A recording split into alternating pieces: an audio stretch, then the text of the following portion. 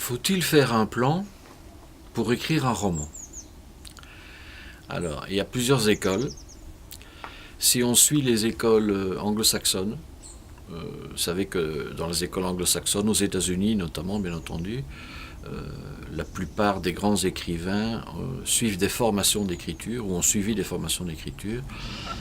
Et dans la mentalité, dans la culture anglo-saxonne, un plan doit être structuré.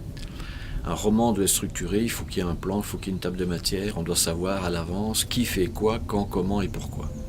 Magique. Qui est mon personnage? Je le décris, je le situe, etc. Quand est-ce que ça se passe? Donc je situe de façon espace-temps, où se passe l'action.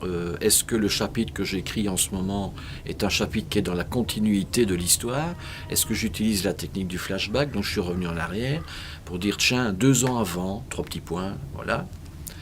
Où se situe l'action? Est-ce que ça se situe sur le lieu où se passe l'intrigue principale? Est-ce que ça se situe avant qu'on se rende dans le lieu où va se dérouler la scène finale? Comment? On explique le pourquoi du comment, donc comment le héros va s'y prendre, comment va-t-il faire pour résoudre ce problème, quels moyens va-t-il trouver pour rentrer en contact avec telle personne, ou bien comment va-t-il trouver l'indice, comment va-t-il pouvoir prouver que c'est un tel qui a commis le crime et non pas une telle, etc. Et le pourquoi, c'est très souvent la question qu'on se pose et qui peut donner soit la solution de la fin de l'histoire, ou bien fixer une étape très importante qui va vous faire passer de tout un passage du livre dans un autre passage du livre. Donc, qui, quoi, où, comment et pourquoi. Voilà. Ces fruits. Alors, faut-il connaître le titre de son livre avant de l'écrire? Ça, c'est la question que j'aborderai dans la prochaine vidéo. On va faire les choses dans l'ordre.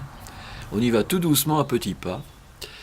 Mais en tout cas, le qui, quoi, où, comment et pourquoi, là, franchement, c'est une belle petite trousse à outils qui va vous aider et qui va vous donner pas mal d'idées et pas mal de conseils.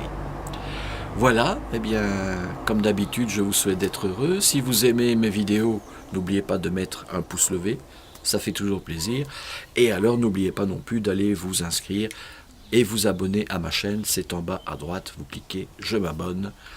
Et comme ça, vous ferez partie de la grande famille, vous serez dans les privilégiés, dans ceux qui auront les infos en premier. Soyez heureux, au revoir.